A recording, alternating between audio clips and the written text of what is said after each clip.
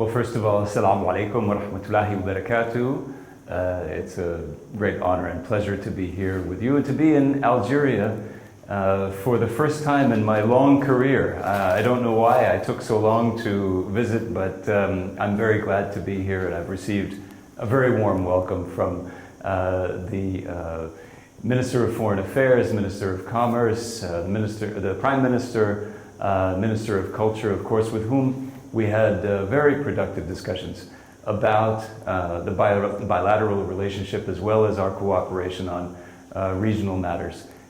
President Biden is very serious about working with Algeria on our shared goals with regard to Libya, for example, where we both countries are looking for the departure of foreign forces, the return of sovereignty to the Libyan people so that they can determine their own future, and looking to Algeria's role as well in the Sahel and in other areas, and working together to preserve your very rich cultural heritage. I have to mention as well that one very important topic we've all been talking about is the coronavirus.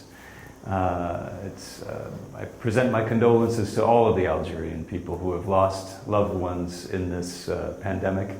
It is the #1 priority of the Biden administration to fight this pandemic. And we are doing so as the largest donors of vaccines to COVAX, which will provide vaccine doses to hundreds of millions of people all around the world, including, inshallah, in Algeria. Well, we know that Algeria has the same perspective on this situation as the United States government, and so we are determined to work together on these shared goals of talking to our allies and partners about exactly how we can promote the conditions to see the removal of all foreign forces as quickly as possible, and to drive toward elections on December 24th so that sovereignty can be returned to the Libyan people as soon as possible. We know that Algeria, especially through its respected foreign minister, Lamamra, has a very important voice on this issue and will be listened to in the region and beyond, and we look forward to working with the Algerian government on that important topic. Well, the role of Khalifa Haftar and all other political and military actors in Libya is a decision for the Libyan people and the Libyan people only.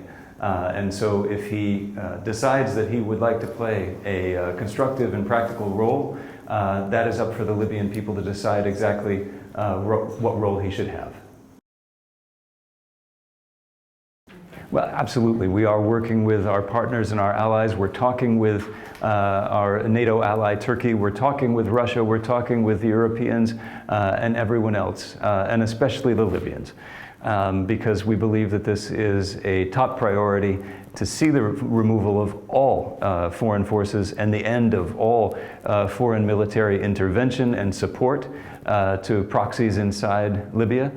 So that the Libyan people can fully retake their own sovereignty, and so that a government elected in December can then decide what relationships it wants to have with other countries on its own without that kind of pressure that is represented by military forces in its own territory.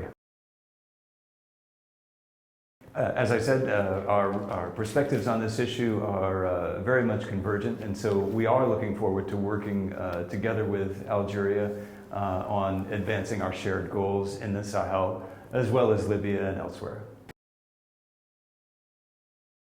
Our clear position is this: we want to see a UN-led process that leads to an agreement acceptable to all parties and that leads to peace and stability. That's what's best for the region, and that's what we're going to be putting our time and energy and effort into. We want to see the naming of a personal envoy of the Secretary General of the United Nations as soon as possible, and to help that person get into their work as quickly as possible with all of our support as well as our partners and allies, including in Algeria.